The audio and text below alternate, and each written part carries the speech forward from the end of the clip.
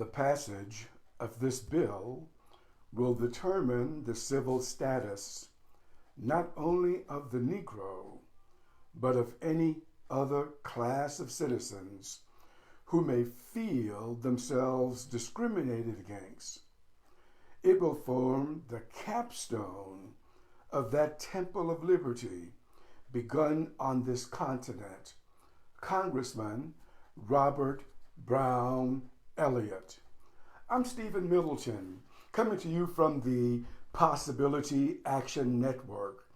Our core values include I am, I can, and I will. I am Possibility Man.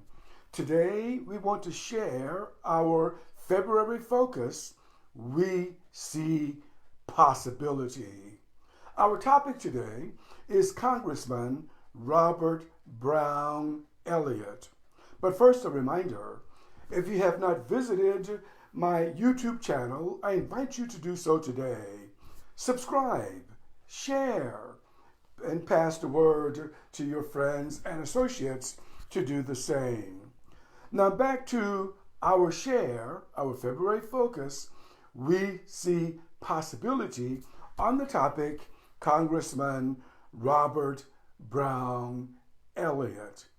I discovered Congressman Elliott about 45 years ago when I was in graduate school. Now, I had finished high school, of course, had graduated college, but knew nothing about this individual. Perhaps you are like I was 45 years ago, and I want to share a few things about this great historical figure. Firstly, he was born in England. His parents had immigrated from the West Indies. He attended the public schools in England and also had graduated college. He was a talented individual. He was said to have a photographic memory and that he spoke several languages and could be found reciting the classics from Shakespeare and other writers. He joined the British Navy and had served for a term and completed his term of service in 1867. He decided that he would move to America and settle in South Carolina. Now, he was strategic in this decision. He knew that around this time, of course, that the Civil War had ended, African Americans had been emancipated, and South Carolina had a large black population. He reasoned that as black people began to vote, that he stood a good chance getting involved in politics. He was said to have been a great orator and a very influential man, a very powerful leader, so he felt that he had a good chance of doing so.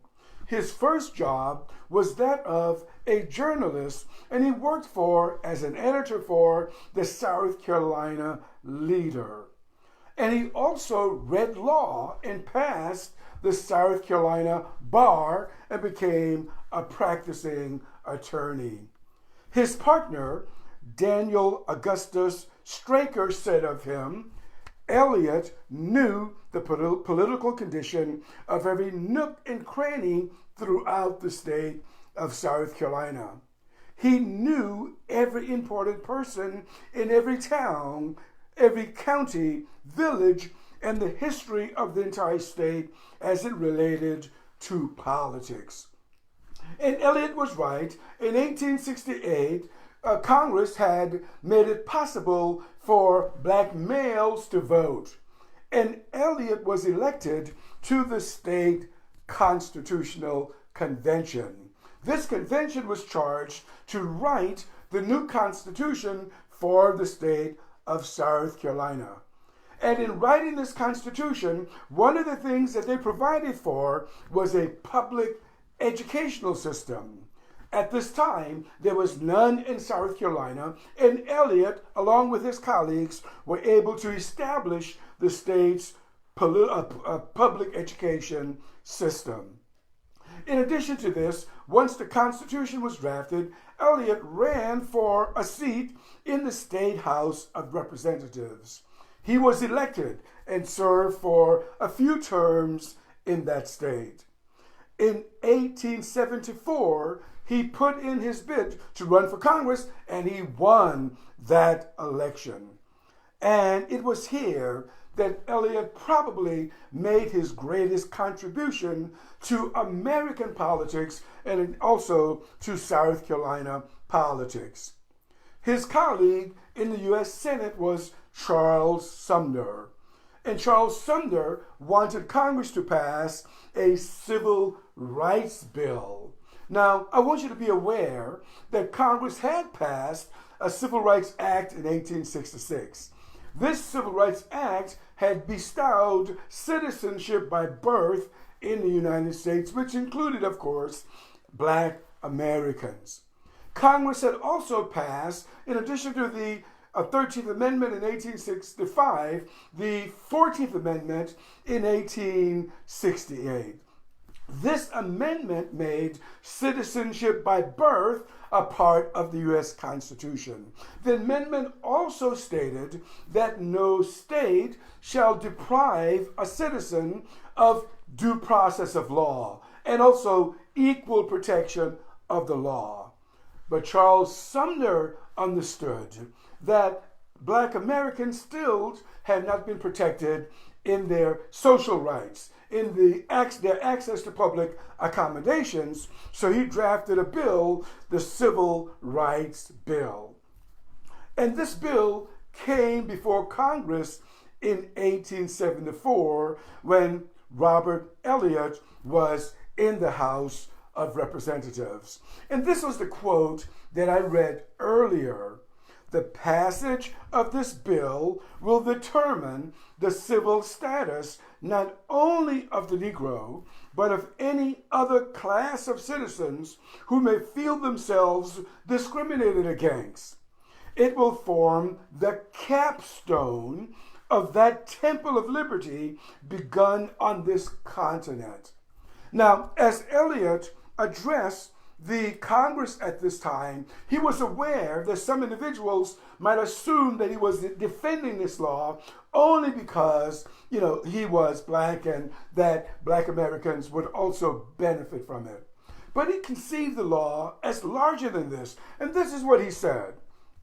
He told Congress, speaking directly to one senator in particular, "I regret, sir, that the dark hue of my skin may lend a color to the imputation that I am controlled by motives personal to myself in my advocacy of this great measure of national justice. Sir, the motive that impels me is restricted to no such narrow boundary, but is as broad as your Constitution. I advocate it, sir, because it is right." In 1874, Elliott was well aware that there were many people who were disenfranchised in the United States. Women, regardless of their background, were disenfranchised. And there were immigrants who were continually coming into this country who were disenfranchised. Elliott conceived this law as protecting American citizens from any group that might discriminate against them. And this is why he defended passage of this law. Congress stalled in passing this law until 1875. And they did so after the senator who proposed it had died. And they passed this law in part as memorial to Senator Charles Sumner, but it stripped this provision of public access to accommodations from the bill. Congress passed the law. It also established citizenship. It defined certain rights that American citizens would have. And this law ultimately was adjudicated before the United States Supreme Court. We may talk about this later. This law never became as effective as Charles Sumner had conceived it, but it was passed by the Congress in 1875 with the support of Congressman Robert Brown Elliott. I'm Stephen Middleton, coming to you from the Possibility Action Network. Our core values include I am, I can, and I will. Bringing you another February focus, Congressman Robert Brown Elliott. I am Possibility Man. Until next time, good day.